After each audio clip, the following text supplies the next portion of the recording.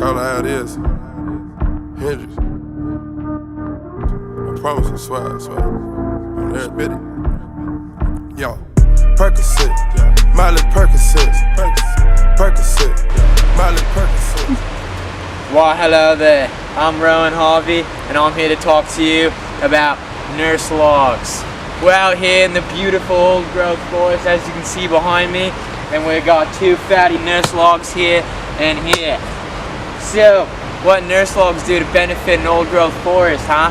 You wondering that? Well, see, once a tree falls, it gives all of its nutrients to life around it, especially if it's a mother tree, because all trees help each other grow out in the forest.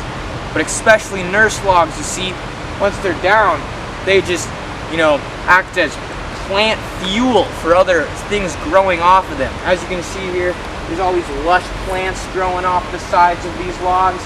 We've got a plant right here, and sometimes you'll see some big fungus, some big mushrooms growing in here in the fall time.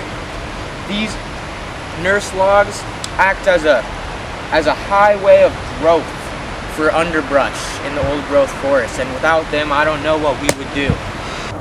Did you know that trees are actually alive? There's scientific proof that trees talk to each other and help each other grow through mycelium webs underground. They use their roots to pass things like carbon dioxide and food among each other. So this tree is actually helping all of the life around it grow.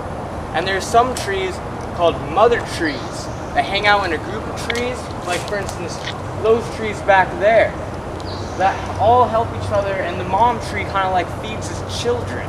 And they do this between root connections all under my feet. And this is scientifically proven. So if you're one of those people that thinks that trees are not alive, you are wrong.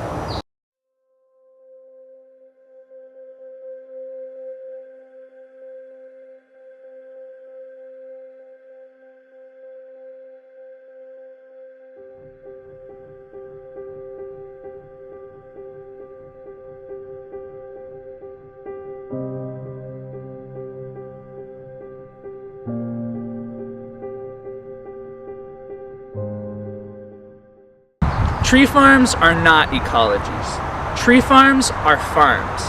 Due to the herbicides used, there is no diversity whatsoever. This lack of diversity leads to unhealthy soil that can't be used for anything else. A more sustainable way of logging is doing selective harvesting. By selecting the harvest every few years, the forest can still be ecologically stable, while providing a good amount in return. In fact, if a forest is harvested carefully, it can actually provide more revenue than if you clear-cut it in the first place.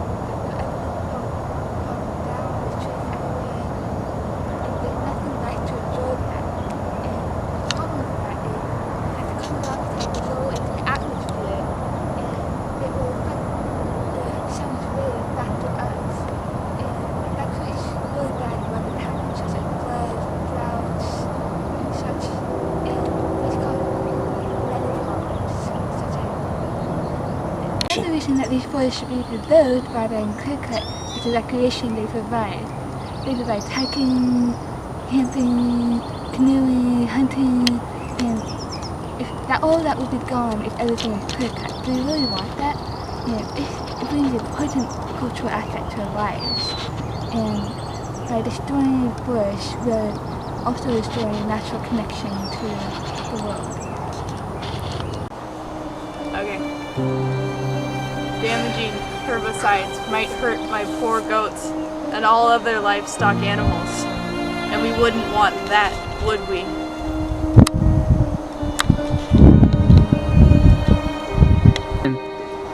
goats, well, they're cute too, are also the solution to our problems with herbicides. Because they, with their beautiful teeth, will eat everything except for the trees. And that way they won't have to use herbicides. They can just use goats. All natural, and it creates jobs. For goats. For goats. And Perfect. for people. Do you want to help keep this forest healthy and beautiful? Well, here's what you can do. You can get involved in your city's politics and write emails and letters and call the people in power. They will listen, and they care about you because you're voting for them. Look at it. Would you want this destroyed? No. Vote for no aerial spraying and for all ecological goodness in the future.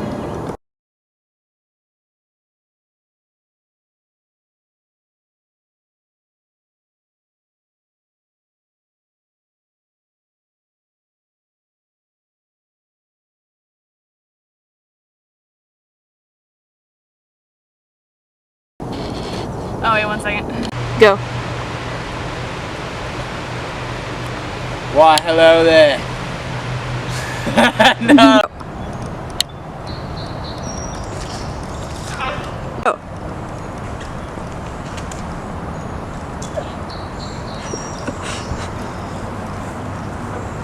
Another example of an old growth tree. Tree farms are not ecologies, they are farms. Because of herbicides killing all other plant life, they have no diversity whatsoever. Other than Douglas firs, they are only Douglas firs. A much more sustainable way of harvesting is selective harvesting. Another reason that this forest should be removed rather than clear cut if Dun dun dun dun dun dun. I've actually fallen down this hill before. Nice.